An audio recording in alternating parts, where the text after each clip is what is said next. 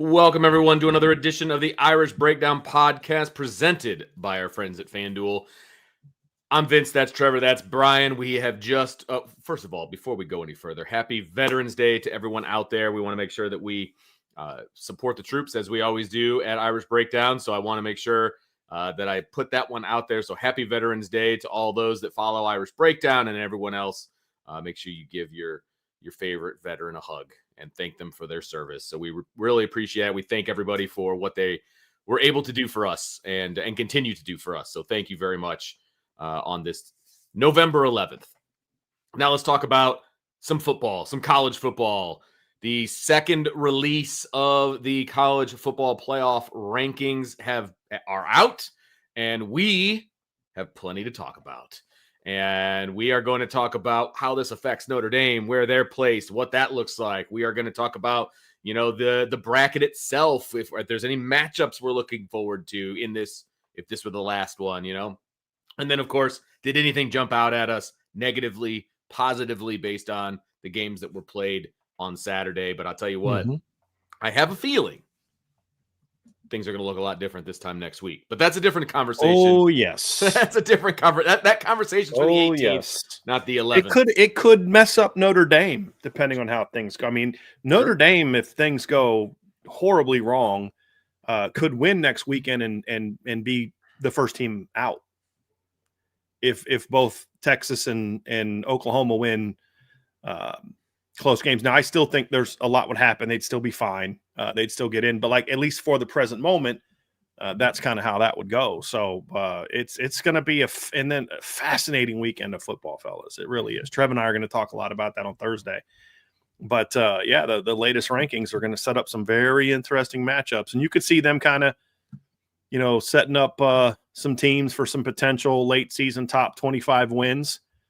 Notre Dame, USC getting that big win obviously helped vault them up. But I did think it's kind of funny that BYU fans are going to be all pissed off about them being one of the first ones out. But there's a reason they put Cincinnati, in my opinion, back in the top 25, because this sets up in 2 weeks a chance for them to go out and have that. So get another ranked win, help you out.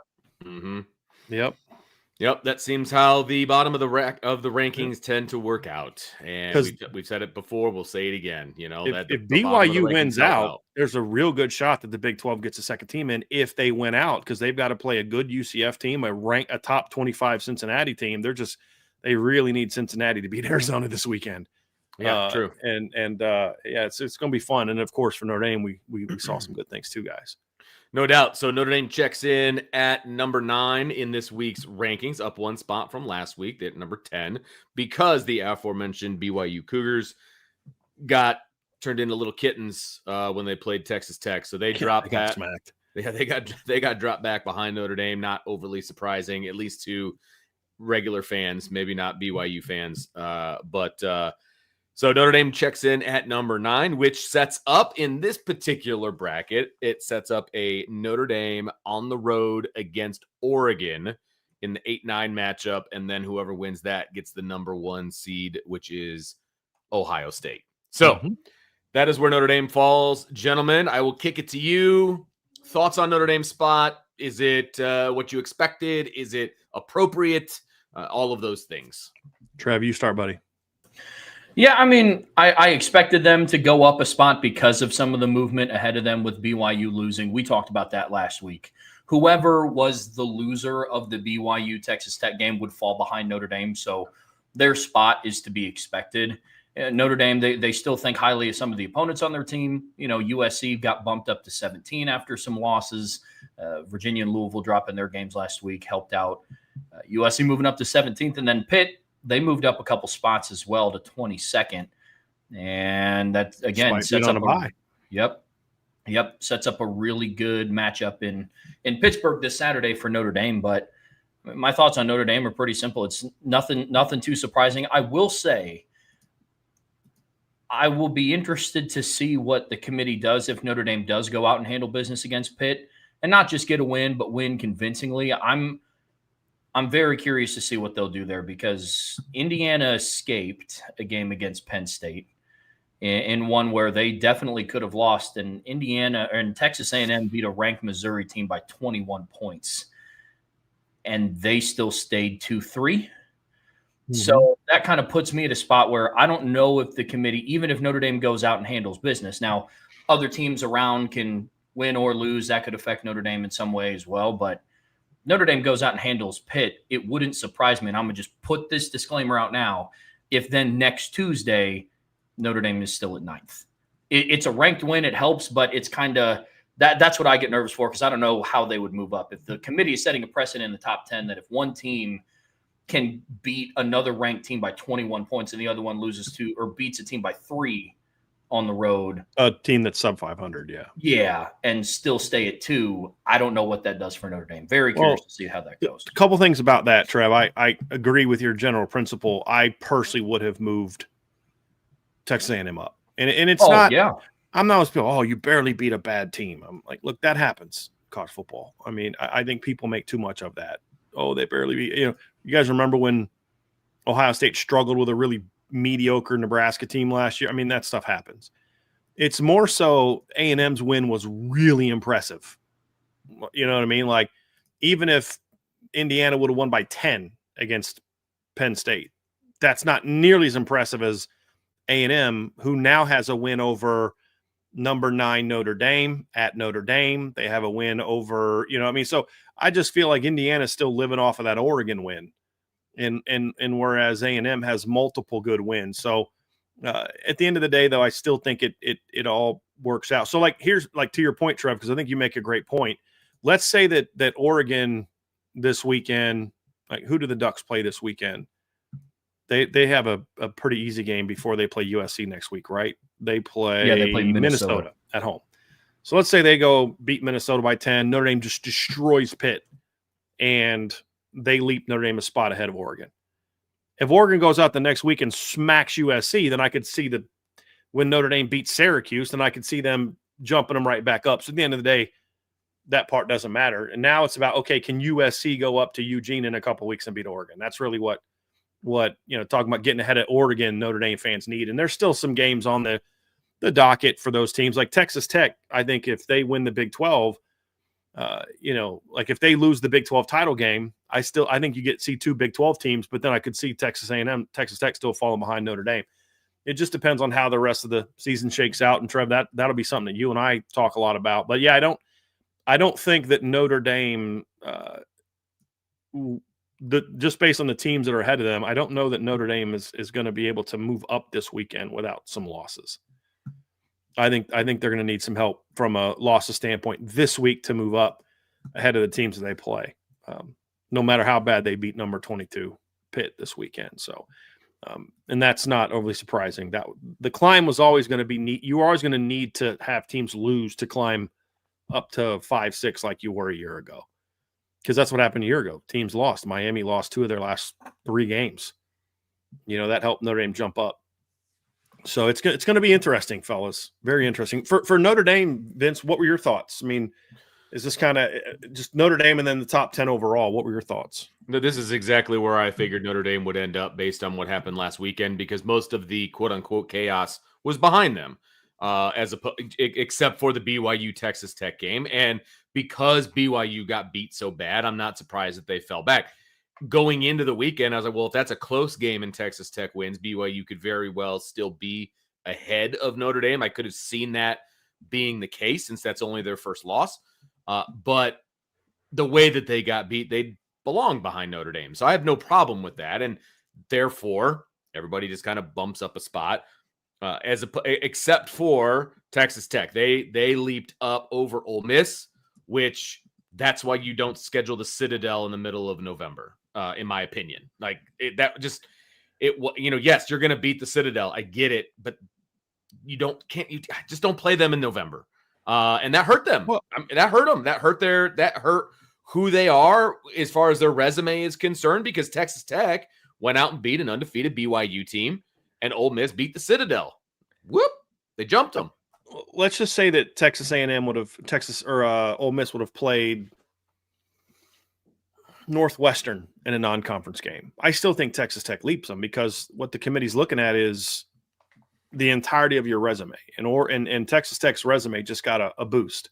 Having said that, it makes it a whole lot easier to do so, Vince, when you play the Citadel. Yes. And just your overall non-conference just continues to be kind of weak.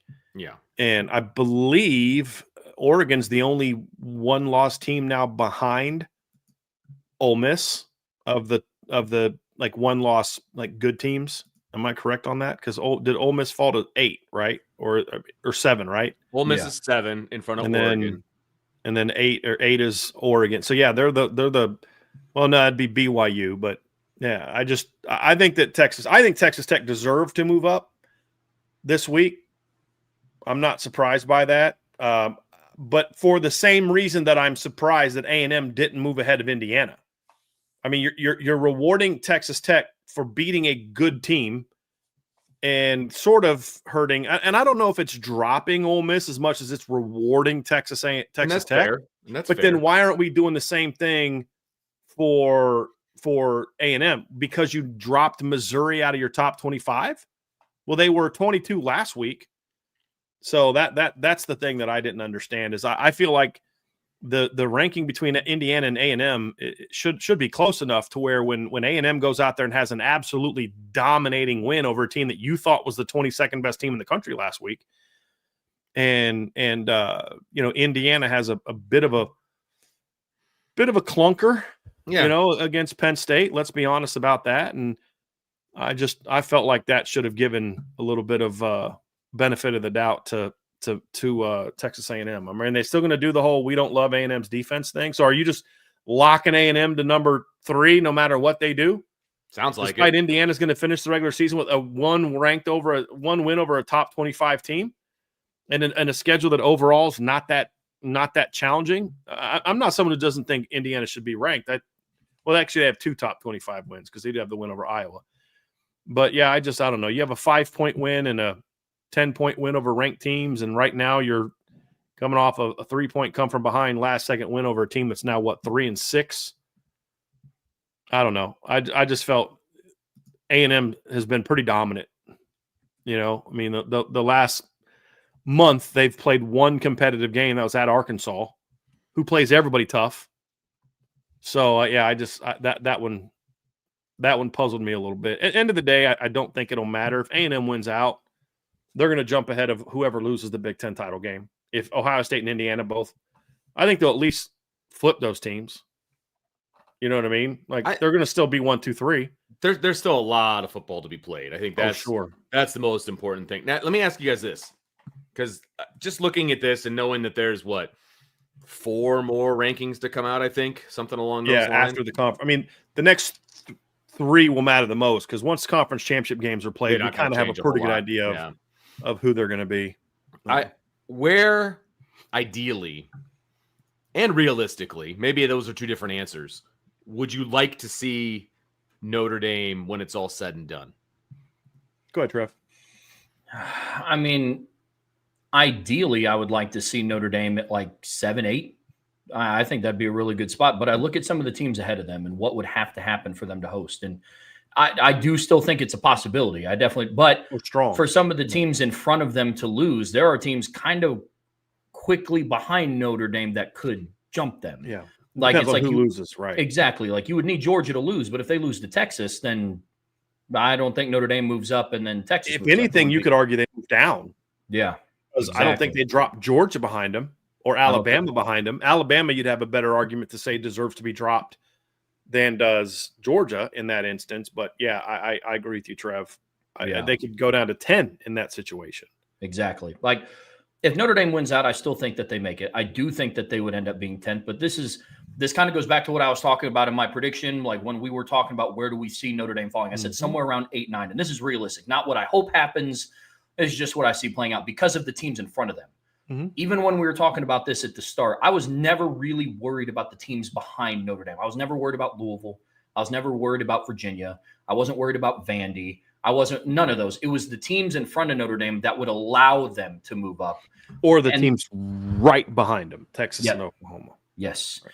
And so that's what's really interesting about these rankings is Realistically, I see Notre Dame somewhere around 8-9. Ideally, I would like them around 7 or 8 because to varying degrees, if you're 7 or 8 going into the final, conference championship games, they'll be hosting regardless. But yeah, it's the road for Notre Dame hosting. That's the part of it that's out of their control because there's no opponent that they're going to be able to beat by a score large enough for them to move up ahead of the teams in front of them without the teams in front of them losing. And even then, it depends on who the teams in front of them lose to. So short answer, Vince, realistically 8-9. I would love to see 7-8. Yeah, I think 7 and 8, 7 or 8 is right now what I'm thinking is going to be where they end up. The reason I say that is because I look at the way the season has gone almost every November, and you look at the games that are left. I think after this weekend, fellas, I could be wrong on Texas and Oklahoma. I just don't see either one of them winning. They're both on the road. What I think that does is that pretty much locks Notre Dame in if they win this weekend. You don't have to worry about them getting leaped by somebody at that point in time. Not that Texas and Oklahoma won't have a 9-3 case to make to be in. It's just they won't be in over Notre Dame. If they get in, they're sneaking in the back door. Right. Yeah. So then it comes down to, all right, so then what are we looking at as far as can they move up again? Well, then you say, well, what's left on the schedule? I think Oregon still has 2 games they could potentially lose. USC, Washington. They play USC in 2 weeks, and they got to play at Washington. Yep. That's they just got to me just drop one of them, and Notre Dame moves ahead of them. There aren't a lot of other games that weekend that would happen because that's where the SEC is playing. Georgia plays Charlotte. Yeah, exactly. Texas A&M plays Samford. I think Alabama's off that weekend. Because what's Alabama's record right now? Are they 8-2? Alabama right now is 8-1. We're 8-1. Oh, they have Eastern Illinois. Sorry, that So really off. Tough game. And then, so they're off. What they play Oklahoma this weekend, then Eastern Illinois, then Auburn. So I don't know that Alabama's going to drop another game. But then rivalry weekend, you got Ole Miss plays at Mississippi State. That is a very losable game for them. Georgia plays at Georgia Tech. That's a game that could potentially hurt Georgia. And who knows what that does for Notre Dame. So especially if Notre Dame is creeping up closer to them, A&M would have to lose twice for Notre Dame to have a shot to beat them. So if they lose to Texas, I don't think that really helps Notre Dame a lot. But, Texas Tech has to play at West Virginia the last weekend of the year, which is an interesting game. They're 9-1, so they only have 2 games left. I could see a scenario, Trevor, where if they lose in the Big 12 title game to someone other than BYU, let's say BYU doesn't get in, I could see Notre Dame leaping, Notre Dame and Oregon kind of jumping ahead of them if they both went out. I could see something like that. But I think West Virginia, UCF beating Texas Tech is a lot less likely than Ole Miss losing to Mississippi State, something like that. Oregon losing to USC or Washington. So I still think there's going to be some chaos, fellas, but I don't see Notre Dame making the similar climb to what they made last year. Because basically they started last year 10th and climbed up to 5. I don't really see that happening. That would require just some craziness, especially since a lot of the teams ahead of them are SEC teams who all have an FCS opponent left on their schedule. Right. And then Big Ten teams that Ohio State would have to lose twice to fall behind Notre Dame. Indiana would have to lose twice to fall behind Notre Dame. Yeah. The chunk of would have to lose twice. you're looking at happening would be Texas Tech, Ole Miss, Oregon. Those are the teams I think that you've got to look at that are directly above Notre Dame. Georgia's the other one. And Georgia, because Georgia Tech's no slouch. We know this, right? So yeah, I would agree. I would extend that to Georgia as well. But of those 4 teams, are any of them going to lose? That's the question. I think right. I think realistically, Notre Dame ends up in the 8-9 game, whether they're 8 or 9. I mean, obviously one's home, one's away. I get that. But I think realistically they're in the 8-9 spot. Ideally, they jump to 7. And if there's 7, you're comfortably hosting prior to the championship games. And I think that's a good spot to be in. So that would be my ideal spot. Like, I kind of want the 8. you want the 8 because you want Ohio State. Mm-hmm. Yeah, I get that. I wouldn't mind seeing with Indiana Ohio State again. not having played for a month. Right. I get that. Like, I was look, thinking the same thing the about championship path goes through Columbus for Notre Dame. Yeah, that would like, be ideal. Like, it's going to have to. You're going to have to play Ohio State at some point in time. Sure. Like, why not get them right away? Find out who you are. Yeah, we'd rather get Ohio State after a month off and then let them get a couple of playoff wins under their belt and they start rolling. I get that. Yeah. Get Julian saying when he's making his first career start against CJ Carr, who's making a second. I mean, just stuff like that. You know, we saw the teams that played in round 1 dominated last year. I don't think that's going to be the case again this year because 2 of the teams that had buys didn't deserve buys based on where they were ranked. Correct. And this is going to be different this year, the way it is. Right. People are saying 1 and 2 lost last year too, Yeah. both by double digits, and they didn't get boosts for winning their leagues. They were just number 1 and number 2. And then obviously Georgia or Oregon got smoked by Ohio State, and Notre Dame beat Georgia pretty soundly. In that game, by halftime, that game was basically like it was going to be tough for Georgia the way they were moving the ball to score 11 more points on Notre Dame. But once Harrison took that ball back, it was a ball game. The only difference at that point in time was what's the margin going to be. Right. They weren't going to score 18 more points on Notre Dame. No chance. You know, the way that Notre Dame's defense was playing last year. So, I kind of want to – and this isn't a trash talking in Ohio State at all. It's if you want to be the champ, you're going to have to beat them. You're going to have to beat them. They've beat you 3 years in a row. You should want that opportunity. Because I want to play them. So, like Trev said, you play them now before they have a couple playoff games under their belt. Get that early crack on them. That's what I would like to see. Yeah, fair enough. Just looking at the overall rankings, did you guys have it? Like,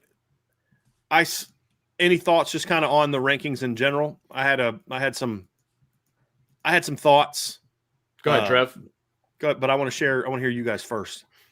Yeah, I mean, I have some at every slot in the rankings. We've talked about Indiana, Texas A&M. I don't like the precedent that the committee is setting with that one. Mm-hmm. I don't, and you can look at it from either angle. There's spin you could put on it either way.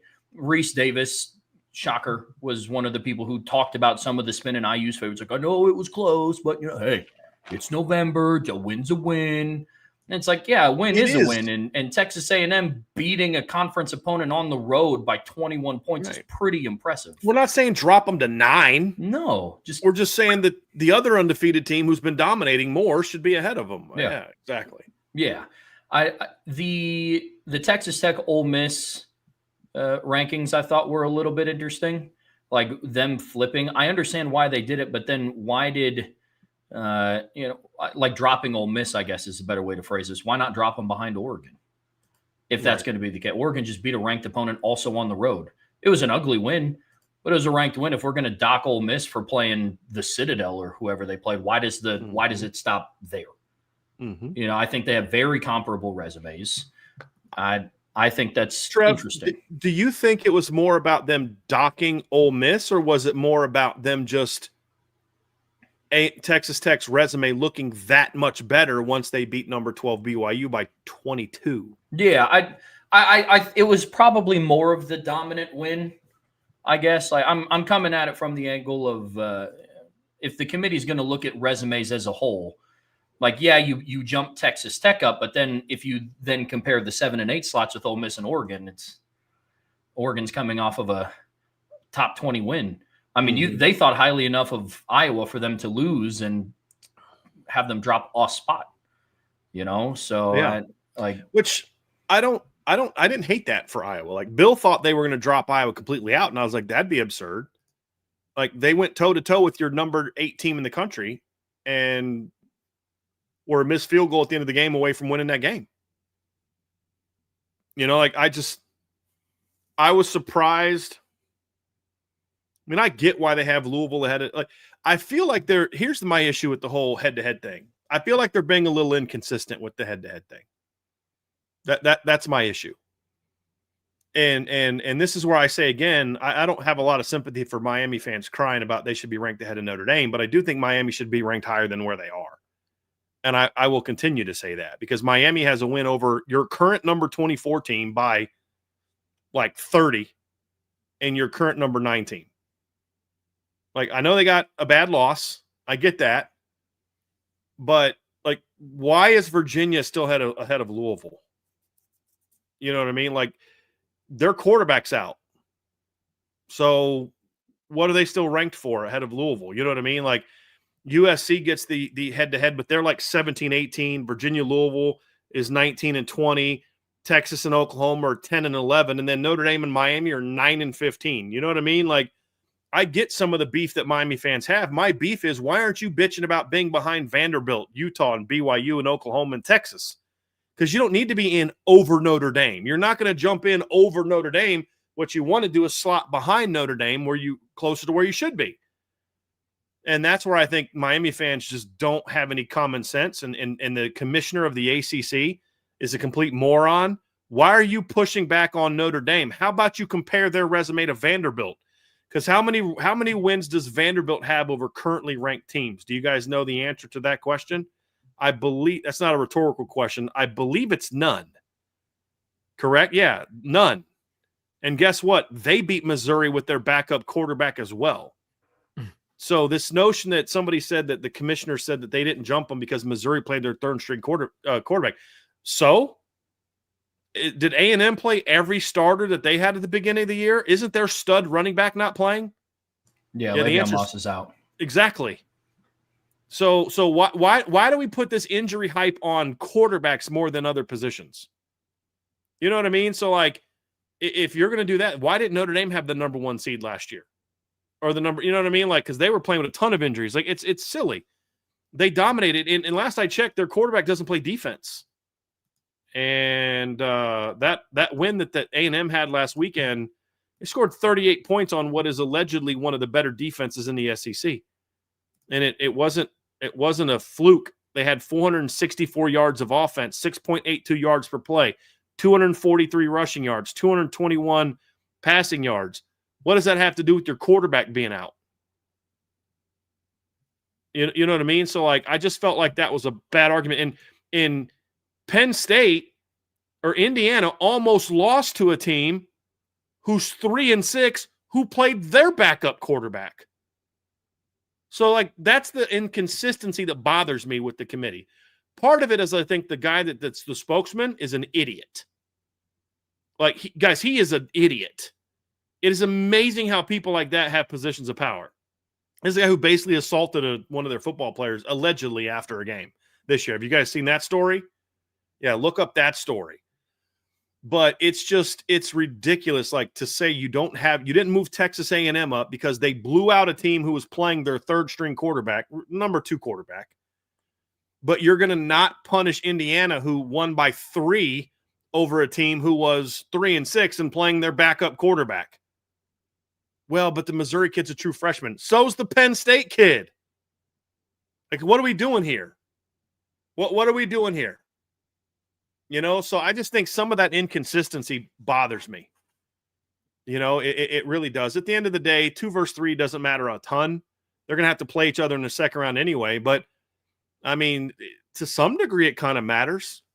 What if being 2 means that you have to play – who'd be the 7 right now? That'd be Ole Miss or Texas Tech or potentially Notre Dame or, you know, Texas Tech, depending if some things happen. So it kind of matters.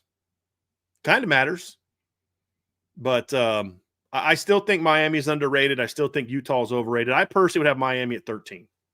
That's where I would have Miami. I don't know what you guys think about that, but that's where I would have Miami. I have at 13, yeah, ahead of Utah and Vanderbilt. I definitely think they have a good argument to be there. I still think Utah's overrated. Mm-hmm. Like, not that they're bad, but like I literally think that they're overly ranked. I said it last week. They didn't move. I still don't think that they should be 13. The only other thing that I have not necessarily an issue with, I don't love the 2-3 loss teams being as high as they are. I definitely think Iowa should still be ranked. I don't think Tennessee should be ranked. Agree. I think Iowa should still be ranked. I don't know if I would put them ahead because you start talking about resumes and what they've done, and I'm talking about both 3-loss teams. Tennessee, I don't think has done enough to be ranked. I don't. You're getting bonuses for having good losses. Yeah. Everybody says that about Notre Dame, and I'm like, last I checked, Tennessee is only getting benefited from good losses. Who has Tennessee beat? Their wins are over Syracuse, East Tennessee State, UAB, Mississippi State, Arkansas, and Kentucky. That's literally who they've beaten. Their best win right now is literally over Mississippi State by a touchdown. That's their best win. Whereas, and you talk about good losses, well, I mean, one of Pitt's 2 losses is to the number 20 team in the country. Yeah. By a touchdown. Yeah, that's my argument would be for Pitt to be where Iowa is, like just flip-flop Pitt and Iowa. Mm-hmm. And I just don't think Tennessee should be ranked. Agree. Like Iowa agree. Should still be ranked. Tennessee shouldn't be ranked. I think Pitt should be one stop ahead because when you start looking at the resume conversations, like that is what Iowa's getting credit for is how good they've lost. And it's like, like their best wins over Minnesota, who's a 6-3 football team right now. They dominated Minnesota.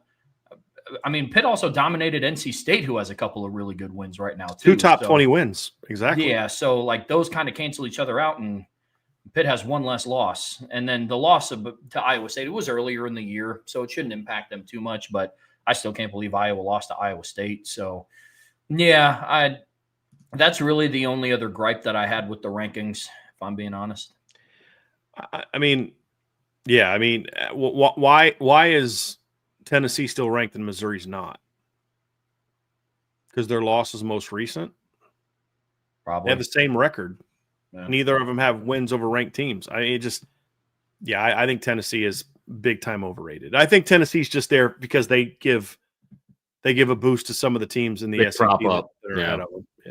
Yeah. But I do think the team that has, to me, the biggest beef is still Miami. And I said that last week. For all the crying Miami fans are doing, I don't have a problem with Miami fans being upset. I think their anger's it's in the wrong direction. I think Jim Phillips has a right to say Miami should be ranked higher, but why is Notre Dame the team that you're going to draw an eye to? Because there's a bunch of teams between you and Notre Dame.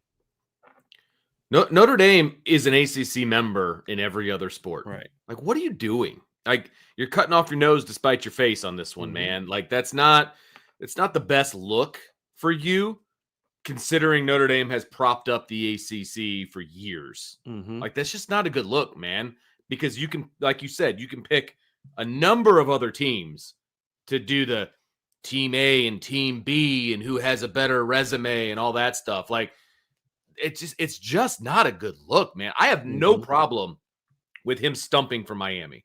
I have no problem with that whatsoever. That's his job.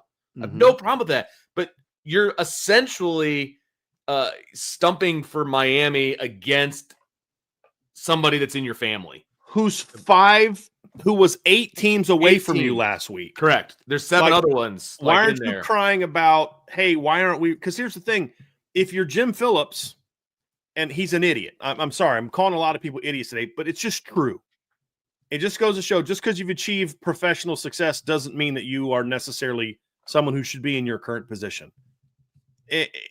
You're an ACC school. Notre Dame is. You want to have a good relationship with Notre Dame. You want both of you to be in the playoff. Not we should be in over Notre Dame. Because here's the thing. Last week, you had 2 ACC schools ahead of Miami. You had a 2-loss Utah team with no top 25 wins ahead of Miami. You had a 2-loss Vanderbilt team ahead of Miami with no top 25 wins. Why aren't you crying about that? Why aren't you crying about they should be ranked ahead of Oklahoma or Texas? Because those are all the teams that are between you and Notre Dame. But he goes right for Notre Dame because A, it's lazy, and B, he just wants to kind of jump along with everybody else. It's very much strode fence. Yeah. Very clickbaity. It was a bad look because, okay, so let's say they drop Notre Dame behind Miami.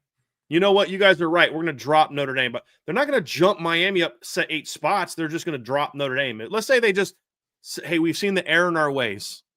We're going to drop Notre Dame. Okay, so now Miami's 17th, 14th, and now Notre Dame is 15th. So now you're going to have one ACC team in, and they're going to be the 12 seed or the 11 seed, as opposed to two of them in. It was a missed opportunity, and Jim Phillips has been, in my opinion, very bad since he took over in the ACC, like very bad. He hasn't done a whole lot for the ACC, in my opinion. Very poor leadership, has made some very terrible comments. Just like, dude, what are you saying? Like, what are you even trying to do? And that pissed me off. That pissed me off. Comments like this. Wes Craven, Miami lost to an unranked team. I don't even think they should be in the top 25. Losing to an unranked team should be the biggest punishment ever. Okay, so we're going to drop Alabama out? They lost to an unranked team. You know what I mean? Like, we're going to drop Texas out. They lost to an unranked team with a losing record. Miami lost to an unranked team who's 6-3. Like, what are we doing here?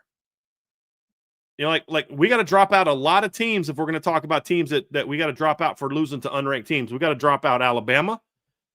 We're going to have to drop out Texas Tech. They lost to an unranked team. We're going to have to drop out, let's see here, Texas. They lost to an unranked team. They got whooped by an unranked team. We're going to have to drop out, Miami. We're going to have to drop out Georgia Tech. We're going to have to drop out USC. They lost to an unranked team. We're going to have to drop out Virginia, Louisville, Iowa State, Pitt. Tennessee can jump way up. They're 6-3, but they haven't lost any unranked. Like, come on. They lost to an unranked team. They also beat Notre Dame. They also, beat South Florida. Like, he said, but they beat ranked teams to get back in. So did Miami. Miami has 2 wins over teams currently ranked in the top 25. 2. Like, what are we doing here? Like that my whole point is I hate bad arguments. That's what I hate about what Jim Phillips is doing. It's a bad argument. It's a surface level, pithy, lame. Oh, they have a same, and then I love how he counts winning, top 25 teams as top teams who've ever been ranked, not currently ranked, because last week they had 1. I just think the whole thing is just real lazy. It's very lazy. And it's like you're ignoring all those other 2-loss teams that are ranked ahead of you that have far less impressive resumes than Notre Dame, who, as Vince said, is not in your freaking league. Such a short-sighted view, man. Like, whoever's advising him needs to be fired because he's taking this advice from somebody.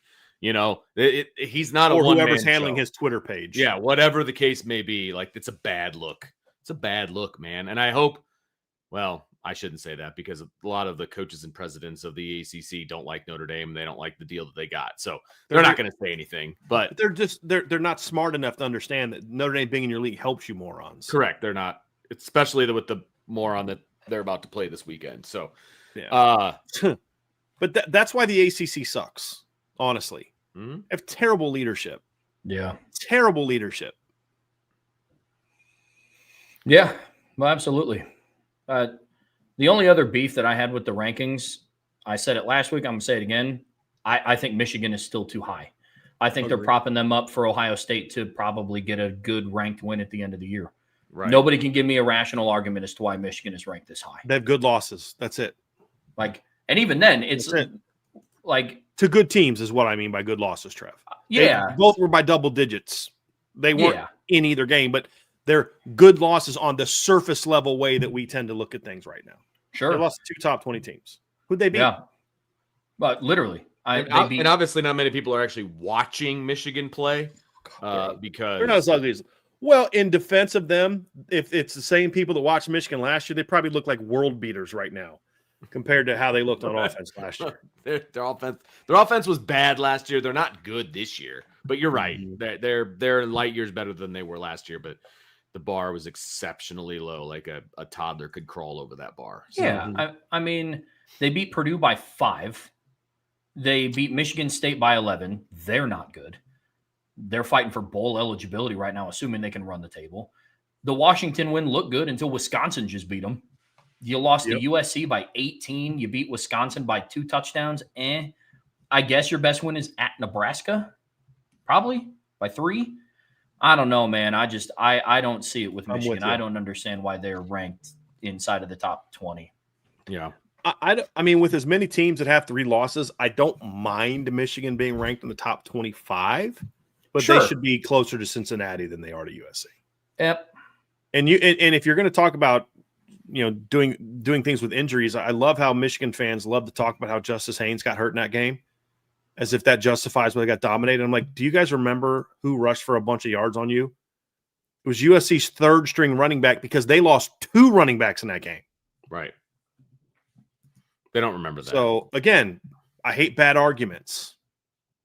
That's my point. And the thing is, Ohio State doesn't need to be propped up by the Michigan win. If they win out, it doesn't. I don't give a crap if all 12 teams that Ohio State plays this year are unranked. They're the defending champs, and they haven't played a competitive game since week 1. And honestly, that week 1 win over Texas was only competitive by the final score. Literally no one on the planet that watched that game ever thought Texas was going to get another touchdown in that game. It was like the Notre Dame USC game in 2013. Remember when Tommy got hurt? And you're like, as long as Andrew Hendricks doesn't throw a pick 6 and Pat Dillingham this thing up, Notre Dame's going to win this game, because USC can't move the ball in Notre Dame's defense. It was just don't make a big mistake. So I'm with you on the Michigan one, Trev. I am. And I don't see how Virginia and Louisville still are ranked where they are ranked. Other than just the arbitrary, Virginia beat Louisville beat Pitt, so we're just going to – you guys clearly have shown that if resumes overall aren't comparable, that you can put a team that lost a head-to-head ahead of them. And that's something that bothers me. It's just every other head-to-head is right by each other. Texas, Oklahoma, right by each other. Alabama, Georgia, right by each other. USC, Michigan, right. When I mean right by each other, I mean they're 1-1, 1-2, 3-4, 5-6. Virginia, Louisville, and then only 2 spots behind Louisville's Pitt. So, I just don't understand that. Don't understand that. All right, boys. Unless you've got something to add to the cause. Okay, we got a couple super chats. Let's do it. Tyler Evans, thanks for the super chat. Are there any matchups you guys like besides Notre Dame Oregon matchup? Yeah, so it would be round 1 would be number 5 Georgia against number 12 South Florida. Don't care about that game. Nope. Number 6 Texas Tech against number 11 Miami. That would be an interesting game. Very interesting game. And then number 7 Ole Miss against number 10 Texas. I think that'd be an interesting game. Yeah, it would. I mean, so there'd be 3 decent games, and then obviously the winner of the Georgia-South Florida game would get to play Alabama. You're right. And then you'd have the winner of the Texas Tech Miami game would play A&M. Potential Big 12 rematch there. And then the winner of the Ole Miss Texas game would get Indiana, and then obviously the winner of the Notre Dame Oregon game would get Ohio State. So actually, I think 3 of those matchups are pretty good. Yeah, to be honest with you guys. Yep. I think 3 of them. I think how I would rank them: Notre Dame Oregon 1, Texas Ole Miss 2, Texas Tech Miami 3, and then Georgia South Florida way down here. Distant fourth. Yeah. Yeah, but it sets up a Georgia Alabama every year, guys. It sets up a Georgia Alabama second round though, which I think is fairly enticing. Yeah.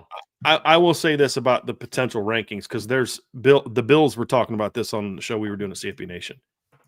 There's still a decent shot that if Duke runs the table, they're playing in the ACC title game. I think that one of the things that we are not hearing enough talk about, that we need to have talk about, whether it's a 16-team playoff or a 12-team playoff, there needs to be a break-off point to where you lose your automatic bid. Like, if you're not in the top 16 right now, top 18, then you don't get an automatic bid. Right. If Duke wins and wins the ACC and they're 9-4, I'm sorry, you forfeit your bid, in my opinion.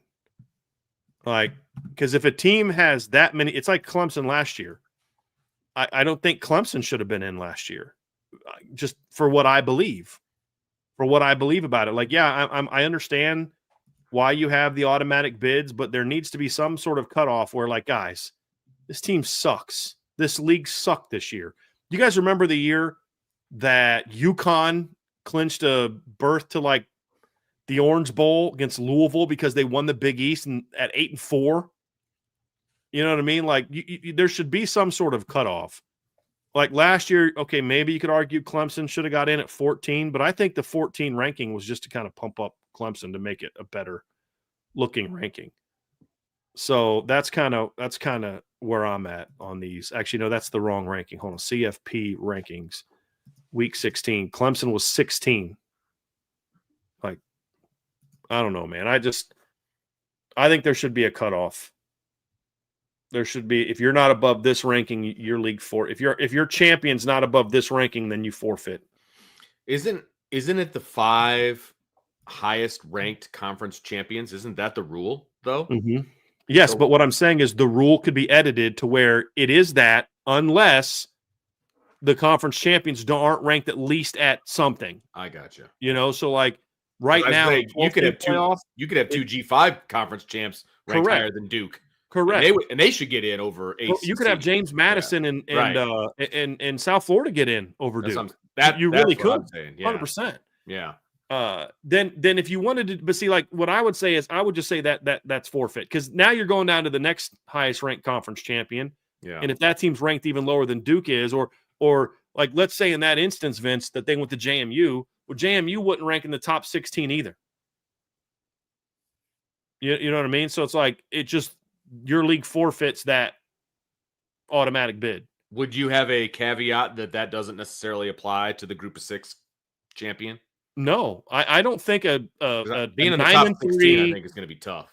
That's fine. Then they don't belong in. There's been years where teams like that, Boise State last year belonged in. They were ranked 9th. Sure. UCF's had some teams that were in the top 15. Memphis had a team a few years ago that would have got in inside right the top now. 16. I don't think there's any way that group of 6 team is in the top 16. And they don't. But in this instance, in this year, they don't belong in.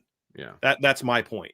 Like, I understand what you're saying, Vince, but like, and I don't just necessarily disagree, but like, there's been enough years in the past where they did rank us high enough. Like in 2023, right? So Liberty would have got in 2023 in a 12-team playoff. They ranked 24th. You know, like they went to the Fiesta Bowl and got annihilated. Like that team didn't belong in. Boise State last year, they belonged in. In 2022, Tulane ranked 16th. They'd have got in. So then if you forfeit it, would it just become an at-large then? Okay. Yeah. Now, like that could still work out for the ACC, because there's a scenario in which Miami's sitting there at 12 or 11 and they get bumped out by freaking Duke. Like, think about that. Well, right now, the ACC champ, quote unquote, the highest ranked ACC team is bumping out Oklahoma. And Oklahoma and BYU. Well, the G6 is bumping out BYU, but Miami technically is bumping out Oklahoma. So Miami's 15, right? Mm-hmm. Yeah. Let's say that Oklahoma and Texas lose this weekend soundly. Miami jumps up to 13. BYU gets upset the next weekend by Cincinnati. Miami jumps up to 12. You better hope 2 more teams get upset, because otherwise you're getting bumped out potentially by a 4-loss team in your league. So I don't think that it's a given that if Miami wins out, Miami's not in, because they've got 2 conference losses. They need a lot of help. They got to win their conference. Well, my point is they if they win out, they're not guaranteed to be in the ACC title game. Oh, I see. Yeah, Georgia Tech only has 1 loss in conference. There are 5 teams in the ACC with 1 loss. Georgia Tech, Virginia, which is still stupid because they've lost to 2 ACC teams, but one of them just counted as a non-conference game. Pitt, SMU, and Duke. Now, if Miami wins out, they knock Pitt down, because that would be Pitt's second in-conference loss, and they would get the tiebreaker. But if you look at like Duke, SMU, Virginia, and Georgia Tech, Miami would be behind all of them. And Duke has North Carolina and Wake Forest left, because Duke is 5-4. They play UVA at home this weekend. Then they're at North Carolina and home against Wake Forest. If they went out, I believe they have one of the win out and you're in tiebreaker deals. SMU plays Boston College, Louisville at home, and Cal. Yeah, SMU just played Boston College. They beat them. And they would need SMU to lose twice because SMU – oh, that's right, because SMU's, 7-3 now, right, Trev? So they only have Louisville and Cal, and they'd have to lose both of them. Because they got the head-to-head over Miami. Bingo.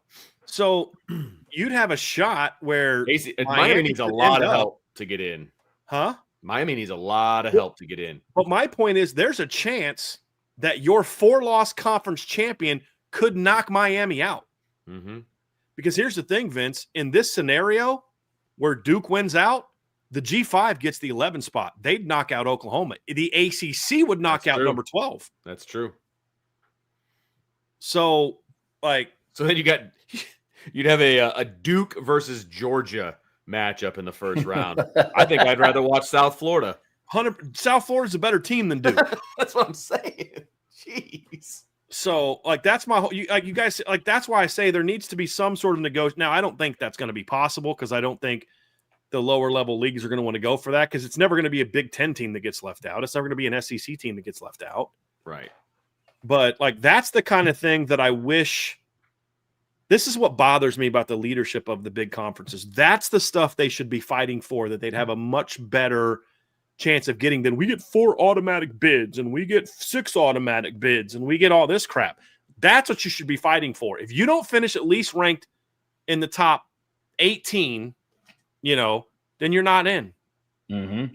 And if they put all of their effort into fighting it really just by, for lack of better terms, by natural selection, you're going to get 4 teams in, most likely. If that's what you're pushing for, you're basically making the same argument if you're one of those big conferences. You're just not saying it as blatantly. Right. I'm with you.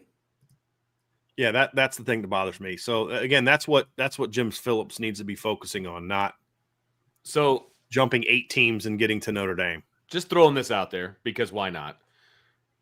Right now, the Big Ten has 3 teams, that are getting in. Mm-hmm.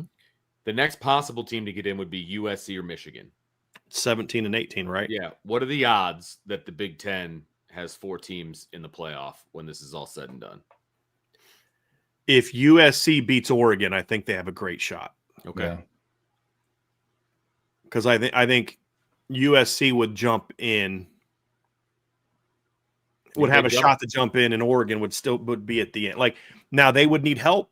You'd need BYU to lose another game. You'd need Utah to get upset by somebody. Although I could see a scenario, but see, this is why I think the rankings being wrong now matter, because if USC was properly ranked, it'd be real easy to jump them ahead of Utah if they beat Oregon. Sure. Right now, you got to jump them 5 spots to get them over Utah. Yeah, that's tough. That's what I'm saying. So Michigan, I don't think has as good of a chance as USC does, even if they beat Ohio State. Yeah, they would have to win the conference, I guess. Well, I guess there's a chance if Michigan wins out and goes 10-2, and USC wins out and goes 10-2, that those 2 teams could climb up enough to both be in. So there's still a shot that you get 4 out of the Big Ten. Okay. But I think Oregon would probably get knocked out if they lost to USC. Yeah, lost to USC at home, I think they get knocked out. That's fair. That's why I say I think they need help. They need a bunch of other teams to lose as well. Yeah, which could very well happen. It's a high climb from 17-18.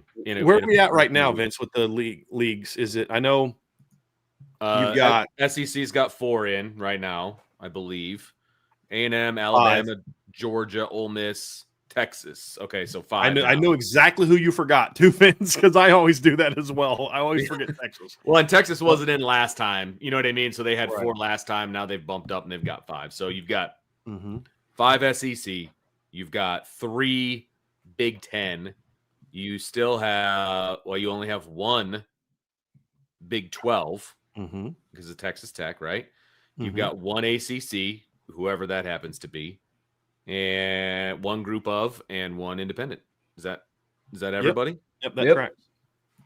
So 5-3-1-1-1-1. It's right. whatever. And honestly, most years it would look like that. Right. Occasionally, a Big 12 or an ACC would get 2. Right. Because like Well, last week, the thing. Big 12, we're gonna get 3. Yeah. Like, no, you're not. But to your scenario about the Big 12, Big 10 getting extra teams in, if they did what I propose, which is in a 12-team playoff, you have to at least finish in the top 16 or 17. And in a 16-team playoff, you have to finish at least in the top 20 to be eligible to get in. Well, who's taking those spots? It's most likely going to be SEC and Big 10 teams. Sure.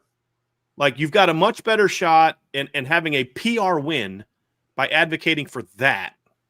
Yes, as opposed to the automatic. The automatic 4. Yeah, right. I agree. Where you're now rewarding some 4-loss team that gets gets in there. Because now, I mean, think about who the 2 ACC teams would be right now if they had 2 guaranteed wins, 2 guaranteed teams.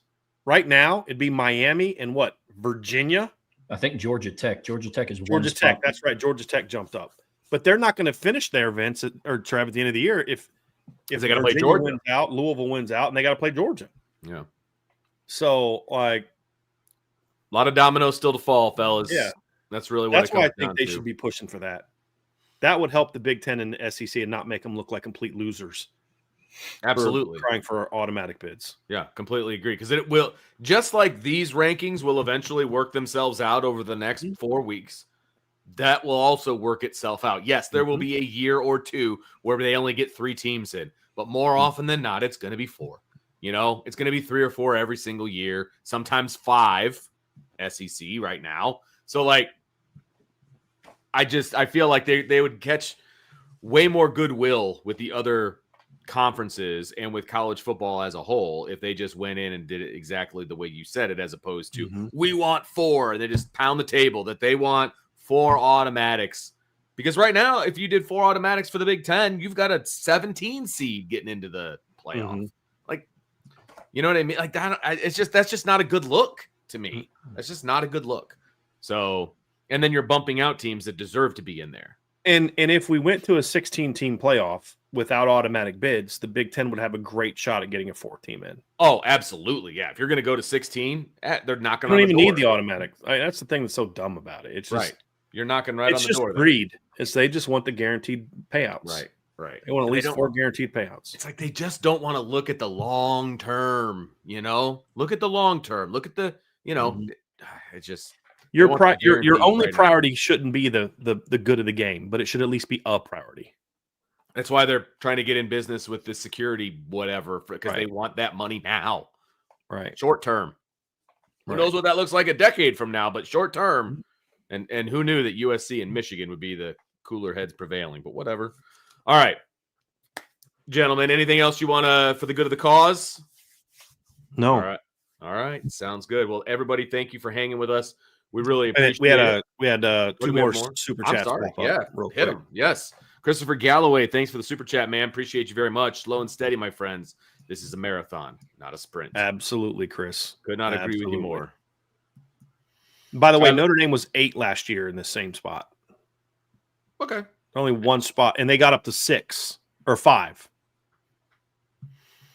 I don't see 5 or 6 happening. But to your point, no, but Dame's in like, shape. Who thought Ole Miss was going to get beat by Florida last year, or Alabama was going to lose late in the year to Oklahoma, who was smoked. 6-6, right? I mean, that's the thing. Who thought Ole Miss was going to lose to a 4-8 Kentucky team last year? Like, we don't know the answer to that.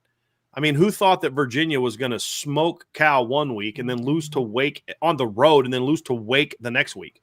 Or who thought Louisville was going to smoke? Louisville played a decent team last week and smoked them, Virginia Tech. And then they lose at home to Cal, who just got smoked by Virginia at home the week before. Like, that's what I love about college football is, no, I don't think certain things are going to happen. But, man, you just never know. And who thought – if you'd have looked at Texas's schedule and said, hey, they're going to be 7-2 going to that Georgia matchup. And, oh, by the way, Billy Napier is going to get fired like halfway through the year. Who'd have thought that one of their losses would have been to Florida? Yeah. Oh, and if I told you, hey, Vince, I'm going to give you 4 bits of information that I know from looking into the future. Here's what I know. Billy Napier is going to get fired halfway through the season. Florida's going to suck. Texas is going to have 2 losses, and Texas is going to be going into the Georgia game with 2 losses, and Arch Manning is healthy and plays all year. Who do you think the 2 losses are going to be to Texas? Right. That Texas is going to suffer. You'd be like, well, I don't know, it was the friggin' the fourth one was, and they got dominated by the second team they lost to. Never led. Never even tied once it was 7-0. They never even tied it. You wouldn't have guessed Florida is the team they lost to, right? So, I mean, that's what I love about this sport, guys. You just don't know. Right. You know, who thought Penn State was going to take Indiana down to the wire this past weekend? Seriously. We were hoping. You know what I mean? Like, who thought who had Wisconsin giving Indiana or Oregon a game was something that they thought they were going to see? Like, my buddy has been saying for me 2 weeks, guys, dude, I think Northwestern's going to beat Michigan. I think Northwestern's going to beat Michigan. If that happens, you know, all of a sudden,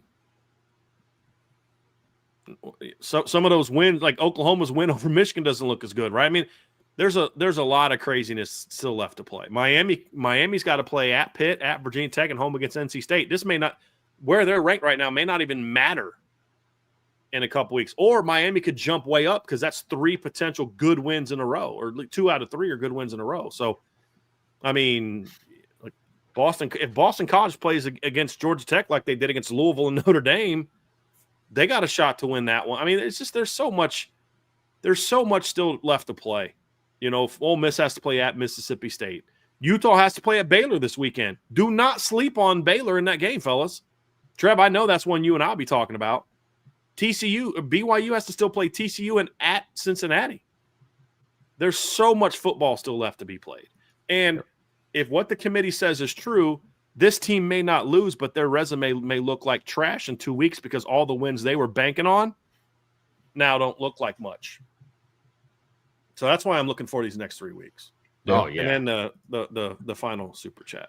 Tyler Evans, thanks for the super chat. I think every Notre Dame fan in this chat wants Texas Tech. If you'd have told me that 3 days ago, I'd have been like, why? Yeah. Like, I mean, I don't really care about Texas Tech. It's a great season. I was enjoying their season until 2 days ago. Correct. I would love to introduce them to big boy football, though. Yeah. Just saying. Yep. All right, gentlemen. If they lose a game, that's possible. Well, yeah, it's I don't think Texas Tech is in losing you're out mode. I think they still have, because they can still win the Big 12, number one, but, you know, I could see them dropping a game, falling behind Notre Dame, and then that 8-9 matchup is the old Red Raiders coming up South Bend. Oh, come on up in December, baby. Come on up. Come on up, Joey McGuire. Bring your extra parka. All right, everybody. Thank you for hanging out with us on a little Tuesday night after dark Irish Breakdown podcast presented by FanDuel. Appreciate you guys hanging. We do this show every Tuesday after the rankings come out. And so you're going to want to have that notification bell checked because the time is going to jump around from here on out. And so it's going to be like halftime of games and all kinds of other nonsense over the next few weeks. So you better have that notification bell checked. Otherwise, you're not going to know what time this show is going to be on. And I need my notification bell check because I don't know what time the show is going to be on. So make sure you do that. I'll let you know, buddy. Don't Thanks. worry. I'll let you know. I appreciate it. I got you. Thank you, sir. But everybody make sure that you like, subscribe, give us a 5-star review. We really appreciate that as well. If you're listening on the podcast side, and give us a thumbs up if you're watching on the YouTube side. So appreciate you guys. Thanks for hanging out with us. And for Trev and Brian, we will talk to you next time on the Irish Breakdown podcast.